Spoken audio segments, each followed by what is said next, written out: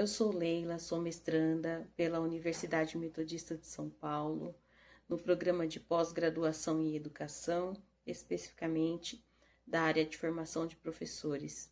Vou trazer um pouco da minha experiência, da minha pesquisa para vocês, através da apresentação de uma etapa da minha pesquisa, que fala sobre o ingresso dos professores relatando o período inicial de sua carreira.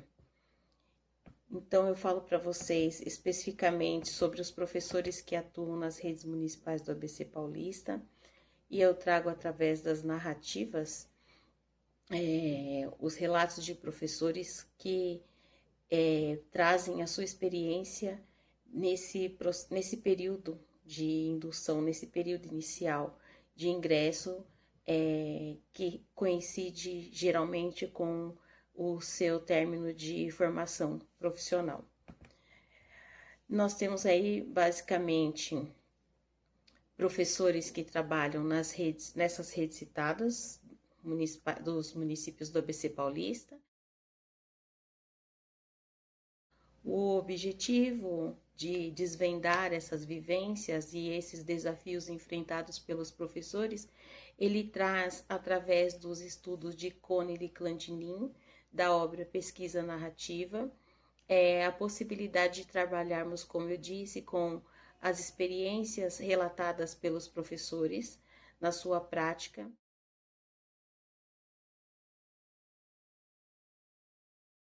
A possibilidade de comparação do que acontece na pedagogia com outras profissões, né? Então, como é explicado por Marcelo e por Vailante, outras profissões, como direito, a aviação, a medicina, trazem para os seus profissionais períodos que antecedem o período de inserção profissional, propostas de estagiar, propostas de vivenciar a rotina profissional antes do seu período de finalização profissional. Isso faz com que esses profissionais tenham um acesso diferenciado, como não acontece com os professores. Essa contradição gritante, ela precisa ser analisada e possivelmente corrigida por políticas públicas para que esses profissionais tenham a possibilidade de ter esse acesso a essas experiências de uma maneira diferenciada no seu período que antecede o ingresso profissional. O que acontece com os professores que nós temos entrevistado é que os professores chegam nas escolas assumindo turmas que têm os desafios maiores, né, que são turmas que não são escolhidas, porque as turmas escolhidas são pelos professores veteranos, que têm a sua pontuação mais elevada, e esse professor, ao ingressar, parece que ele foi atirado em uma tempestade. Ele assume salas em que ele tem que ter uma postura heróica de enfrentar, no início da sua carreira, os desafios que são, muitas vezes, que trazem à tona as suas fragilidades. Isso afeta completamente as questões de aprendizagem das turmas, né? Porque se o professor não tem o suporte adequado no início da sua carreira, o acolhimento necessário, quando eu digo acolhimento, é o acolhimento em vários aspectos, né? O professor que ele precisa ter o acolhimento da equipe com quem ele vai trabalhar, aquele profissional que acompanha o seu trabalho pedagógico, que ajuda fazendo intervenções para que ele tenha ali oportunidade de ver outras possibilidades dentro do que ele faz, né, dentro do que ele está executando, e também as questões estruturais de onde esse professor chega, que muitas vezes são diferentes aquelas que ele já acessou em outras condições. Nós sabemos aí que muitos professores, assim como aconteceu comigo, eles se espelham no seu período enquanto alunos ainda na escolha da sua profissão, né? E fazem essa escolha pela admiração de um outro profissional, por se identificar no momento ainda enquanto aluno.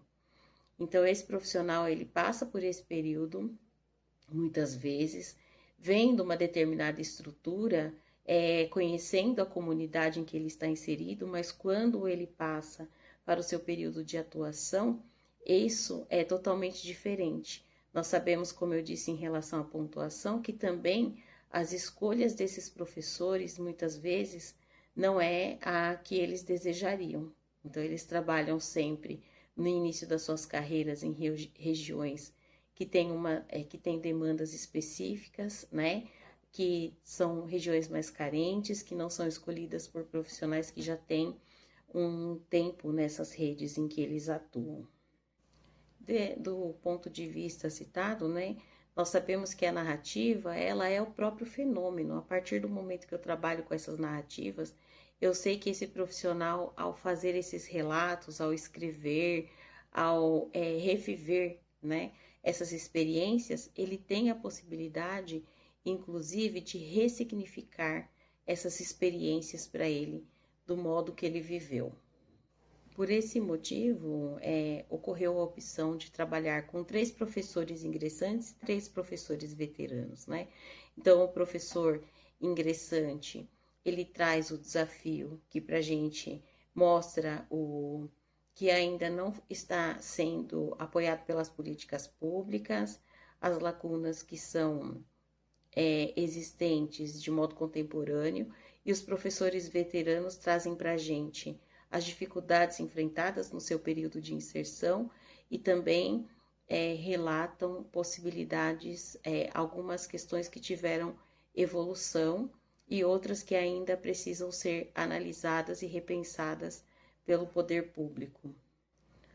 Um ponto muito importante, falando das narrativas, é que eu trago para vocês agora a experiência de 2 profissionais que relatam seus períodos de inserção, como aconteceu com a Rafaela, que já tinha passado pela experiência de auxiliar de desenvolvimento infantil, mas ao ingressar na sala de aula como professora, ela encontrou uma realidade completamente diferente do que ela já tinha vivenciado no seu período de agente de desenvolvimento infantil. Ela percebe que ser professor exige infinitamente mais e que, nesse caso, o protagonismo do trabalho fica na sua responsabilidade. Então, ela percebe a dificuldade relacionada, o que ela relaciona como ponto principal, a questão de resolver os conflitos dos alunos, lidar com as famílias, a condição diária do professor de relatar, né, de registrar as suas atividades, executar o que foi planejado e uma carga imensa de trabalho. Por outro lado, nós temos a história da Angélica, que é uma professora veterana, que ela nos conta como foi o início da sua carreira na rede municipal, que ela tinha experiência em escolas particulares, mas que vivia uma realidade completamente diferente no setor privado. E aí nós vemos que essa diferença entre o setor público e privado é gigantesca. Ela relata que ao ingressar na rede pública, ela teve uma dificuldade imensa nesse período de ingresso e que ela dependeu exclusivamente da boa vontade dos seus colegas que eram mais velhos. Então, esse ombro amigo foi muito diferente para ela, né? Foi um diferencial no seu acolhimento. Esses 2 padrões, que são a veterana e a novata, têm um período de distanciamento, mas as 2 revelam um processo de distanciamento, mas também que não há diferenças entre os 2 relatos apresentados. Então, nós podemos trazer aqui, eu trago para vocês os conceitos de Nova e Tardif, que relatam que os conhecimentos são construídos ali na prática, exatamente onde o professor começa a atuar, e que essa lacuna que existe entre a universidade e a sala de aula não é um fracasso pessoal do professor. desse professor novato. Isso é muito importante frisar, porque isso não foi pelo motivo do professor que não estudou, que não se preparou, mas é uma lacuna do sistema. E isso puxa um debate muito complicado, porque se é uma lacuna estrutural, de quem é essa responsabilidade de preencher isso hoje em dia? Nós batemos de frente, então, com a realidade da falta de políticas públicas para pensar nessas questões para os professores. E nós temos aí o censo que nos revela que hoje nós temos muito mais professores que têm ensino superior completo, muito mais do que nós tínhamos antes, mas o problema de inserção permanece. As turmas com demandas de inclusões severas, com a sobrecarga de trabalho, só ter o diploma não resolve o problema da sala de aula. O diploma, ele é um bilhete de entrada do professor. E como a Angelina explicou no seu relato, ela explica que para se manter atualizada, ela precisa ter um investimento pessoal, pagando cursos do seu próprio bolso e buscando oportunidades, pois as oportunidades ofertadas pelo município não são suficientes para suprir as demandas que ela precisa resolver. Nós temos autores da área da educação, como Flores, Nascimento, Xavier, que trazem aí críticas muito grandes em relação a isso. Eles dizem que é muito perigoso culpar exclusivamente o professor pela qualidade de ensino, pela qualidade da educação. Fica muito fácil para o sistema de ensino jogar a culpa para esse professor e esconder a falta das políticas públicas que precisariam estar disponíveis, principalmente pensando que a indução docente ela afeta a aprendizagem daqueles alunos que estão sendo acolhidos por esses professores.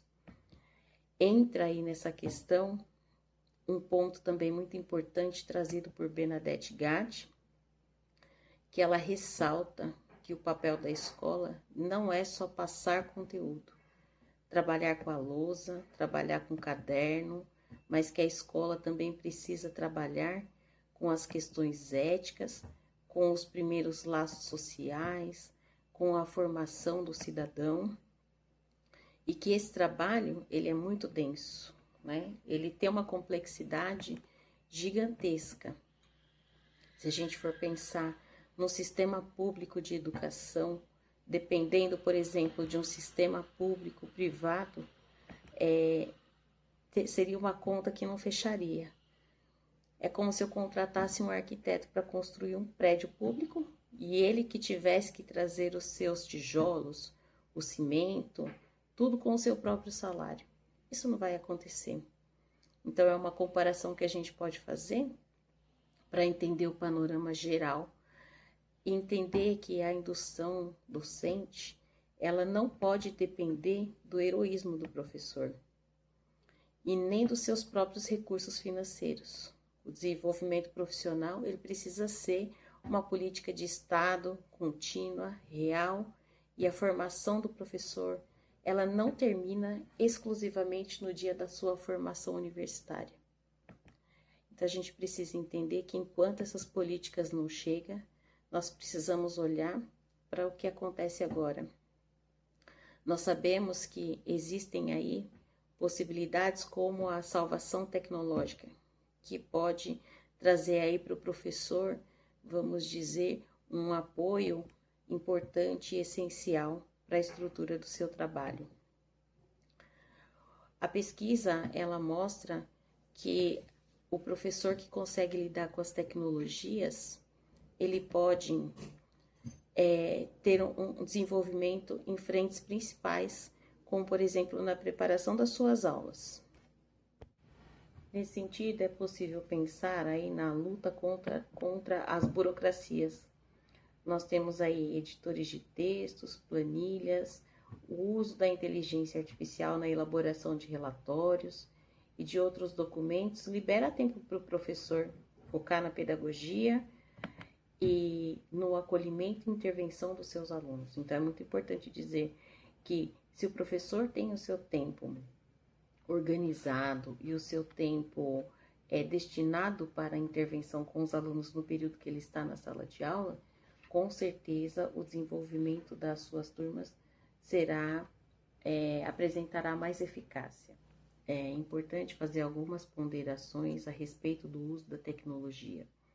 O professor, a gente sabe que ele pode ter uma economia de tempo gigantesca, como já foi dito, para que ele tenha um tempo disponível maior para a intervenção e acolhimento dos seus alunos, mas é muito importante falar sobre a necessidade de ter uma curadoria, sobre o que ele realmente precisa levar para os seus alunos. Então, não é colocar a inteligência artificial para executar toda a proposta, mas a curadoria desses conteúdos precisa ser analisada, considerando os currículos de suas redes e as especificidades da turma que esse professor trabalha. Um outro ponto muito importante também é pensar em como esse professor vai se isolar se ele estiver utilizando, substituindo os amigos pela tela do computador. Isso levanta uma questão muito importante. E os estudos trazem questões muito importantes, como o GAT traz no seu estudo em 2019. A informação tecnológica, ela não pode ser puramente instrumental. Instrumental é do tipo saber onde se clica, onde se aperta o botão. Apenas saber usar o software não é o suficiente. Essa formação ela precisa envolver o conhecimento da ética e do senso crítico.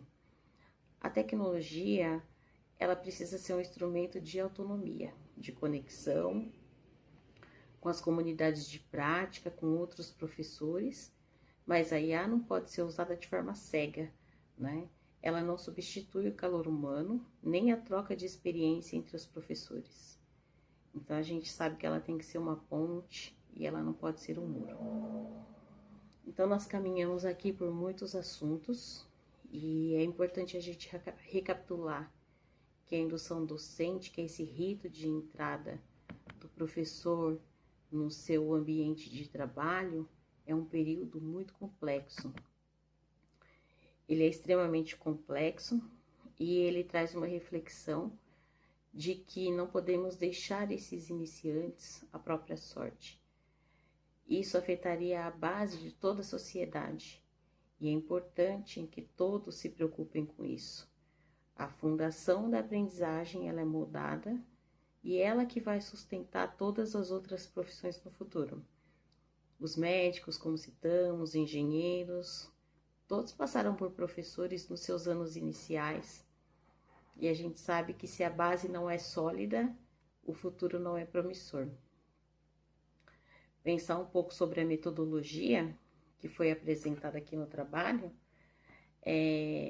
nos explica que narrar, trazer de volta as próprias histórias, ajudaram e ajudarão ainda muitos professores a superar os seus traumas. E pode fortalecer a identidade profissional desses professores. Algumas relatam, trouxeram um relato para mim, que a escrita dessas cartas trouxeram para elas um processo terapêutico, que trouxe para a gente uma provocação de como a nossa sociedade e as nossas escolas podem trazer espaços mais escutativos para esses profissionais e mais acolhedor, pensando nos aspectos sociais, emocionais e estruturais, entre outras questões.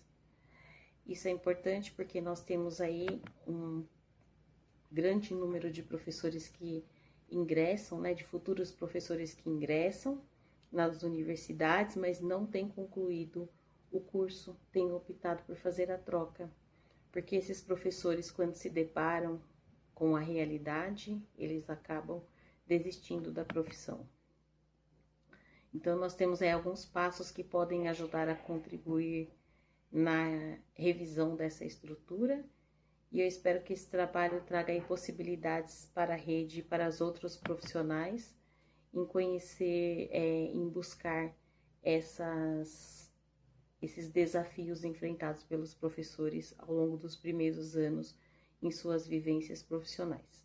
Eu agradeço pela participação de todos e espero poder encontrá-los em uma próxima oportunidade. Até breve. Olá, eu sou Cláudia, mestranda pela Universidade Metodista de São Paulo, né? E depois de assistir a apresentação da pesquisa sobre a indução docente, eu fiquei refletindo sobre algo muito presente na vida de todos nós que escolhemos essa profissão de professor, que é o fato do professor aprender a ser professor é um processo contínuo. O estudo que a nossa colega apresentou, ele trouxe reflexões muito importantes, né, ao discutir sobre os desafios enfrentados pelos professores, tanto ingressantes como veteranos. Todos os veteranos foram ingressantes um dia e provavelmente passaram por desafios também. E as inseguranças, né, as descobertas, elas passam por um processo, uma necessidade constante de adaptação, até porque os alunos de 20 anos atrás não são os mesmos. Então, o professor que não se atualiza sempre fica faltando alguma coisa, ou para ele mesmo ou para os alunos. E ao ouvir essas reflexões, eu comecei a pensar em um outro desafio, né, que acompanha muitos professores ao longo de toda a trajetória profissional, que está diretamente ligado à minha pesquisa de mestrado, que é a inclusão na educação infantil. É justamente sobre essa relação que eu gostaria de conversar com vocês hoje. Uma das questões que mais me chamou a atenção no estudo apresentado foi a importância atribuída à experiência dos professores. Muitas vezes nós imaginamos que a formação docente, ela esgota ali dentro da universidade, mas a realidade mesmo, inclusive foi a minha realidade, é que grande parte do aprendizado profissional, ou a maior parte do aprendizado profissional, ele acontece dentro da escola. Os professores, nós professores, né, nós aprendemos com situações reais, dialogando com os colegas, refletindo sobre os erros, nós aprendemos com as próprias crianças, com os próprios alunos, e a gente aprende mesmo diante dos desafios, porque não há uma receita de bolo. Essa percepção, ela aparece fortemente tanto no estudo sobre indução que a nossa colega fez, e também está muito presente na pesquisa que eu estou desenvolvendo no momento. A diferença é que o meu olhar ele está voltado para um contexto específico, que é a formação de professores para o atendimento inclusivo na educação infantil. Quando nós falamos de inclusão, nós estamos falando de um dos maiores desafios e também uma das maiores responsabilidades da educação contemporânea. Hoje as escolas, elas recebem crianças com características muito diferentes, ritmos de aprendizagem, formas de comunicação e necessidades assim super específicas. E uma das pessoas que eu entrevistei na minha pesquisa, ela disse que quando ela começou há 25 anos atrás, nem se ouvia falar. Não tinha crianças laudadas, né, crianças de inclusão dentro da escola.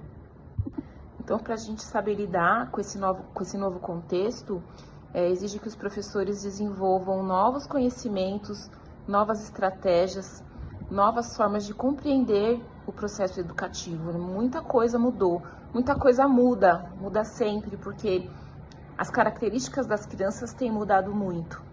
É nesse ponto que surge uma pergunta fundamental. Como os professores aprendem a lidar com os contextos inclusivos?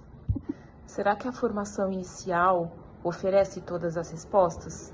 Ou será que muitos conhecimentos são construídos ao longo da experiência profissional? Foi justamente essa inquietação que motivou a minha pesquisa.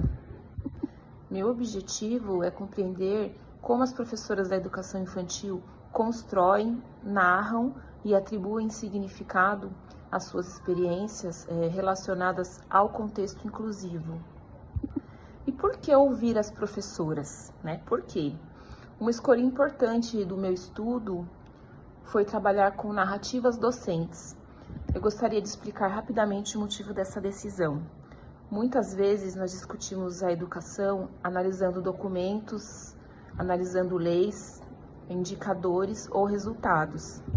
Tudo isso é importante, mas existe uma dimensão na educação que ela só pode ser compreendida quando ouvimos aqueles que vivem a escola. Porque muita gente escreve sobre a educação, mas não vive a educação, não está no chão da fábrica, como a gente costuma dizer. As professoras, elas carregam experiências, conhecimentos, reflexões que nem sempre aparecem nos documentos oficiais. É o que eu estou vivendo nessas entrevistas. Quando uma professora relata uma experiência de inclusão, ela não está apenas descrevendo um acontecimento. Ela está compartilhando de sentimentos, dúvidas, aprendizagens, desafios, estratégias que ela constrói ao longo da prática, né? Nessas entrevistas, eu escutei muito a palavra estratégia. A professora pensou, desenvolveu uma estratégia e ali ela conseguiu melhorar aquele momento, melhorar aquela experiência. Mesmo professores experientes, eles relatam dúvidas e inseguranças diante de determinadas situações. Isso mostra que a formação docente não é algo concluído, ela está sempre em construção. Cada criança, ela apresenta características únicas, né? Cada contexto escolar possui desafios específicos. Por isso a educação, a inclusão, ela nos ensina uma lição muito importante, né? Que não existe uma receita pronta para educar. Existe estudo, planejamento, conhecimento científico, mas também exige escuta, observação, reflexão, é uma construção coletiva. Então é justamente nesse movimento que o professor continua se formando ao longo da carreira. Professores que iniciaram já há muito tempo tiveram que adaptar suas estratégias, tiveram que reaprender, é um processo contínuo. E aí a minha pesquisa, ela também dialoga com autores que compreendem o desenvolvimento humano como resultado das interações sociais. Entre eles eu destaco Vygotsky, que nos ajuda a compreender que aprendemos por meio das relações, por meio das mediações, por meio das experiências compartilhadas. Essa perspectiva ela é extremamente importante quando pensamos na inclusão. Ela nos convida a enxergar cada criança a partir das suas potencialidades e não apenas das suas limitações, né? Também a gente dialoga com Jerome Brunner, que atribui grande importância às narrativas e à construção dos significados. Segundo a perspectiva dele, quando narramos nossas experiências, nós organizamos pensamentos, produzimos sentidos e construímos conhecimento. Por isso que ouvir as professoras não significa apenas fazer uma coleta de dados, significa compreender como elas constroem os seus significados sobre a sua prática profissional. Então, ao aproximar a minha pesquisa do estudo apresentado anteriormente, eu percebo que os dois compartilham de uma preocupação comum, que é compreender a formação docente a partir das experiências reais das professoras, como elas vivem essas experiências. E tem sido muito rico trabalhar nisso. Eu estou vivenciando falas e sentimentos que eu nem imaginei, nem imaginei passar. Eu acredito que pensar a educação exige ouvir aquelas pessoas que estão diariamente construindo experiência de aprendizagem com as crianças, ali dentro da sala. Exige que a gente compreenda os desafios, a gente precisa reconhecer os seus saberes, valorizar as suas trajetórias, para que, sem ouvir o que acontece de fato e o que as professoras sentem, eu acredito que nenhuma formação vai ser suficiente. Teve uma fala de uma professora que me marcou bastante, que eu perguntei, ao ver dela, com relação à inclusão, qual seria a formação ideal? O que teria que abranger, na formação ideal? E ela me respondeu que, na experiência dela, não existe. O que pode chegar mais próximo das nossas necessidades é a pessoa vivenciar. Ela está lá, acompanhar a rotina daquela criança, para em cima daquilo, ela desenvolver algo que seja efetivo, né? Que seja eficiente. Então, aquilo que transcende os livros, que transcende qualquer teoria, né? Então, é isso. Eu finalizo agradecendo pela oportunidade de compartilhar essas reflexões e reforço a importância de pesquisas que nos ajudam a compreender cada vez melhor, né, a complexidade, a riqueza e a humanidade que existe no trabalho docente. Muito obrigada pelo espaço e até a próxima.